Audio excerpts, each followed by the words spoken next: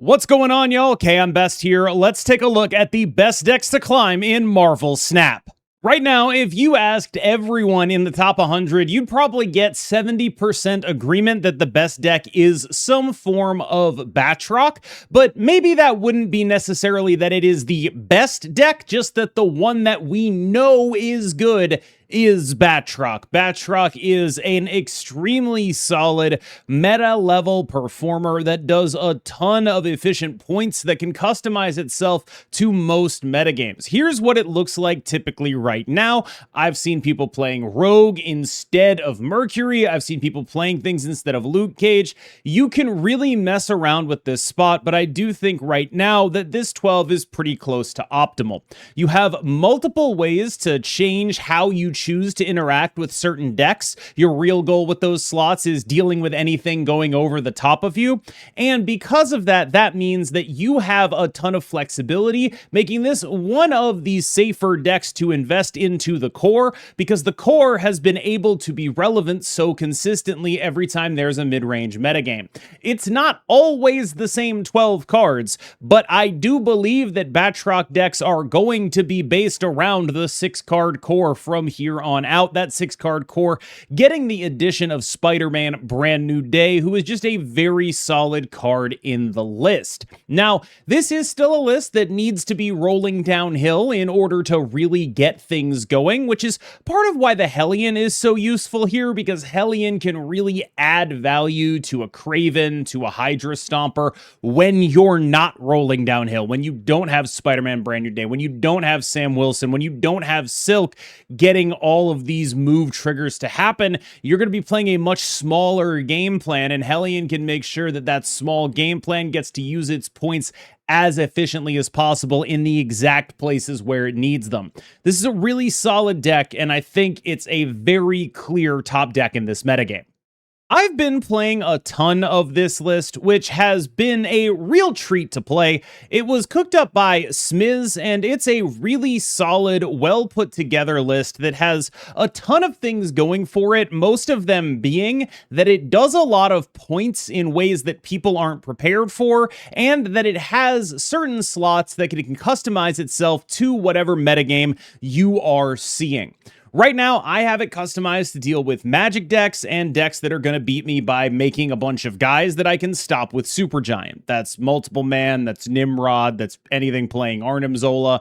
That's how it is, right?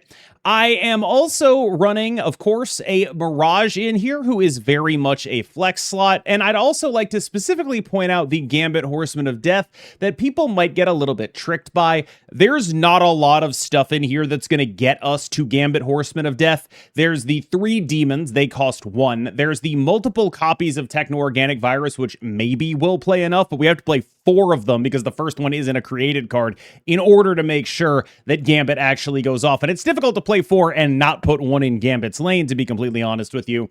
And of course, we have Iron Patriot, who realistically is the thing that's going on there. Now, keep in mind that this means that you don't have to overinvest in Gambit. You can just go stats for stats here. Play some stats. Do what you got to do. If Gambit isn't going to go off that game, that's fine. He's a 3/5. You're a deck that really cares about being a deck that plays 3/5s, right? So you have what I view as a very solid roll downhill Wilson Fisk style deck that can really do some damage to combo-oriented decks. It's not a full tech deck just yet, but it is pretty close. I also wanted to highlight this version of TOV Shadowlands Daredevil, which I think we can pretty conclusively blame Regis Kilbin for popularizing, but it's another very solid list that's a little less techy, a little more pointsy than the list we just talked about, but it has enough tech slots that I think this is a legitimate attempt at just being a deck that is good at points and can play some small interactive tech. What it gains in the ability to output points, it loses in playing big tech cards. It really doesn't have a lot of room to do anything that costs more than 3 because of the way it's shaped on the back end, but it does have a ton of points, and honestly, I think it's pretty favored in the heads up against the deck we just talked about.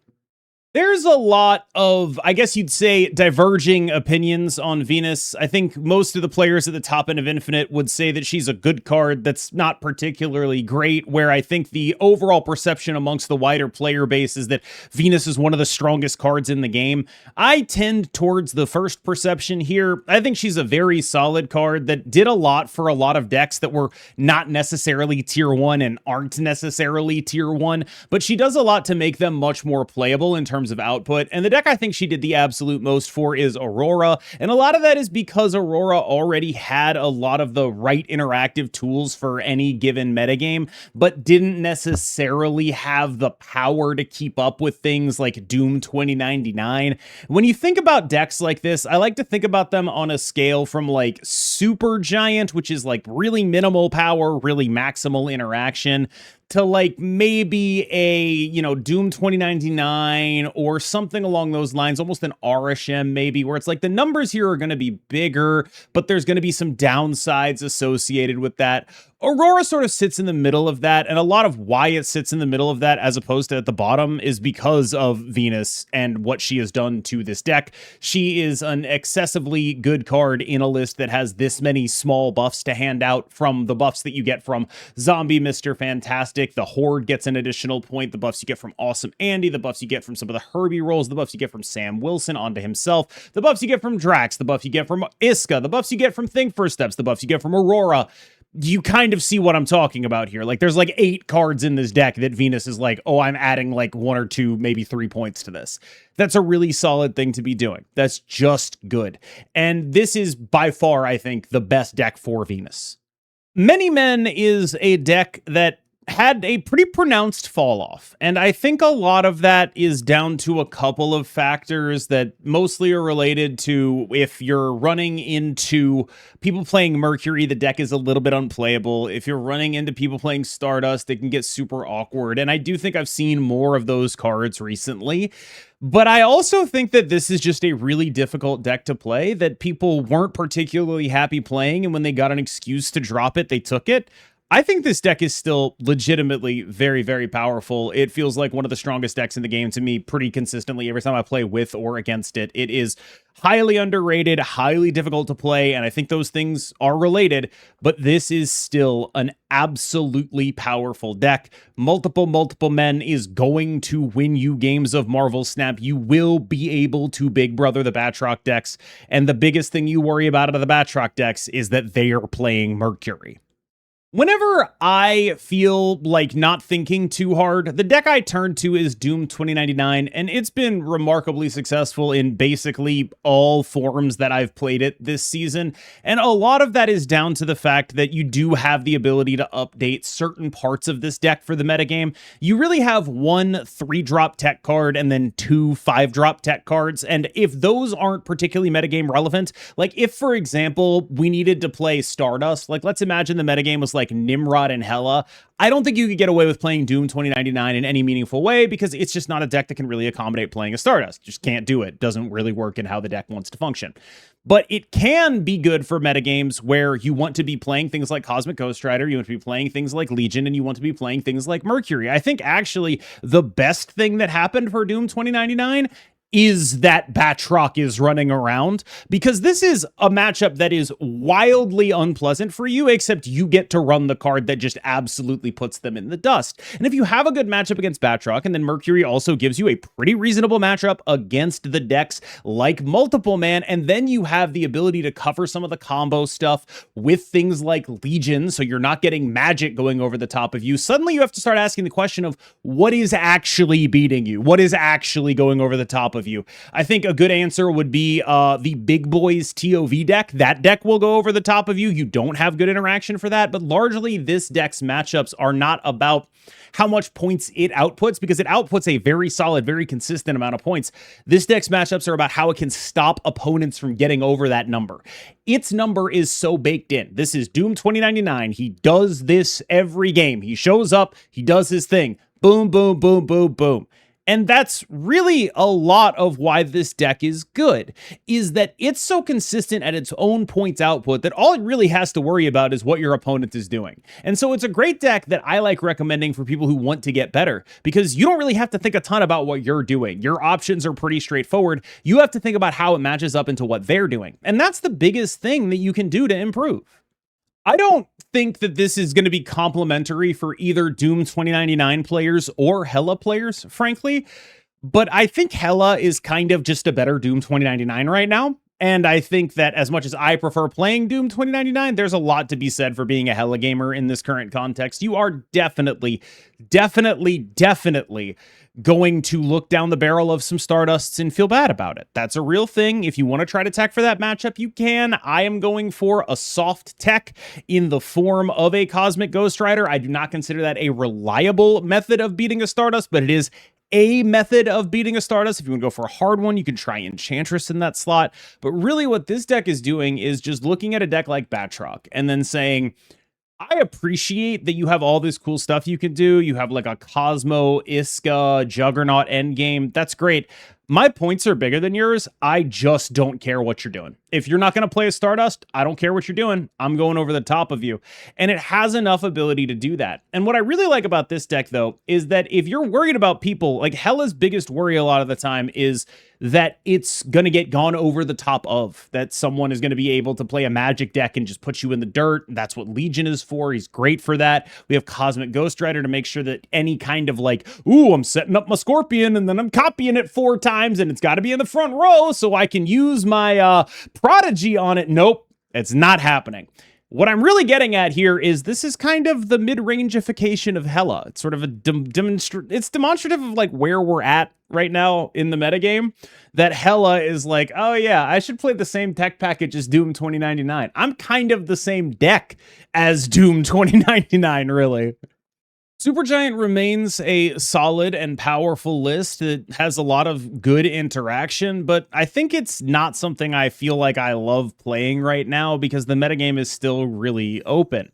And we talk a little bit sometimes on this channel about open and closed metagames. What I really mean by that is your opponent could be doing like anything in this metagame. I have lost to so much random crap. It does not feel very dialed in, and Supergiant is a deck that really thrives when the metagame is able to be dialed in, and more specifically play patterns are able to be dialed in. That is not the world we live in. It's still a powerful deck, don't get me wrong, but I definitely feel like there's a lot more like, oop, marginally lost this one in this meta. You know, this deck is kind of what Hella actually is, right? Like, Hella now is like doing this Legion CGR thing, or like Legion Enchantress, where it's like, I'm kind of a tech deck a little bit.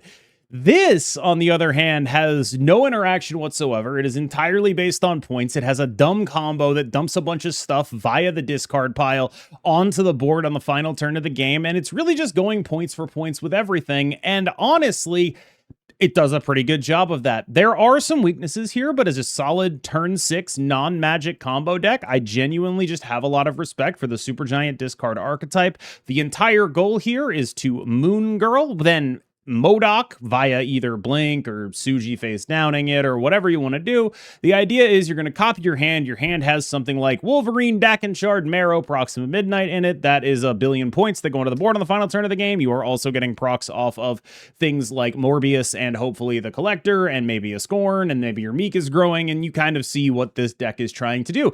It's just points. There's just points in here, and it is benefiting a little bit from Supergiant being such a naturally disruptive piece. That's just a solid thing that it has, is that Supergiant can be used sort of defensively to disrupt things, even though I don't think it's hitting too many things right now. It is the kind of thing where it's like, oh, my opponent is holding magic for 5. Guess what isn't happening, right? Like, that kind of stuff can matter. And I do think that that is just a really solid deck. This is weirdly Hella. Hella is Doom 2099. Real ball knowers will understand what I mean by that. One of the decks Derek's been working on in his climb to rank 1 is this Dormammu's deck. The real ethos here is just, 11 cards in a Juggernaut, classic Derek deck building. But I do think that there's something to be said for this being a package that is genuinely competitive with a lot of the good stuff in this metagame right now. Destroy as a deck has typically been, in my view, held back by null sort of type things, and that if it were to ever actually evolve into being a good deck, it would look a lot more like this, where you're actually trying to do some mid-rangey things that are not incredibly predictable, that aren't just like playing one card on the final turn of the game, that aren't entirely tied to whether or not you drew your Deadpool on turn one with an Agony or not. I think that this is a realistic path for Destroy to get to, and I think that it's sort of trying to deliver on a lot of the promise of a card like Muse, which, when it came out, sort of presaged this kind of deck being able to exist, the sort of Hydra Stomper of an as-yet unforeseen archetype, the Tombstone buff to 2/4, notably actually kind of decent in a deck that really cares about 1 point, doesn't matter as much in the decks like Destroy that either win by 1 billion or lose, but there is something to be said for this deck really getting to a point where you have like enough small 12 power guys that are just going to be able to do really solid point output. The fact that you still have to be a bit of a Squirrel Girl deck, I don't love that. But Uncle Ben's a great destroy target. The Hood is a great destroy target. Bucky Barnes is a great destroy target. Like, there's real points in here. You can output points powerfully. It's sort of a bounce-ish style final turn, except you get Juggernaut too. This is the list of combo Scorpion that I've been playing recently, and spoiler alert, this video is not late, but this was the deck that I was playing on ladder before I started filming this video. I think it is interesting. I feel like this deck is really close. It's not exactly there yet, and I don't know how to get it there. But I think that there's a lot to be said for a deck that has pretty clearly defined combo lines, but doesn't necessarily need them in order to actually get there. I think like what would make me feel more confident in this deck is like another Lady Bullseye or Hazmat type thing, like 3-cost Laufey or whatever, just like something like that would make me feel way better about what I'm trying to do here.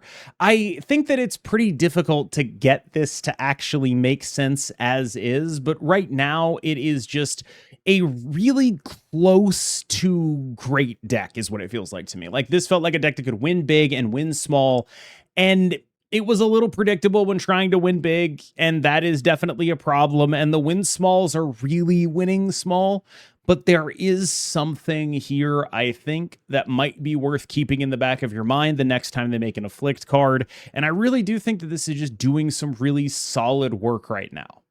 Let's talk about the other dumb 6-drop that just came out, Sinister 6. There are a couple different ways to go about trying to make this happen. This one is the Galactus version of the Sinister 6. The idea here is the combination of Fastball Special and Adamantium Infusion works really well with Sinister 6 and overlaps with Galactus. It's also incredibly funny if you are able to make Galactus be your 6th card for the Sinister 6, but most of what's going on here is a very straightforward Fastball Special, Adamantium Infusion version of the Sinister 6 deck where you just play in a bunch of guys who make a bunch of points, and then you Fastball Special, and then you play Adamantium Infusion, and that's just a really solid thing to do. The overlap with Galactus is more for, you know, like, it's cool, and I like that you have a second win condition, and frankly, there might not be a better option for what that second win condition is supposed to be.